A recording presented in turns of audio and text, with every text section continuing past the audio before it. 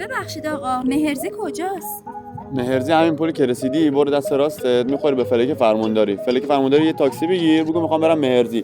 این پل که رد شدی دومین محله تقاطع دست چپت اونجا میگم مهرزی. این که الان میبینی همه مهرزیه. خب اصلا بیا خودم برسونمت. بیا وسط دربست بگیرم. بابا این حرفا چیه؟ بیا حبیبی کام تو ایران اینجا همه اورجینال. یه نفر پیدا کردم الان ازش عادت می‌پرسم.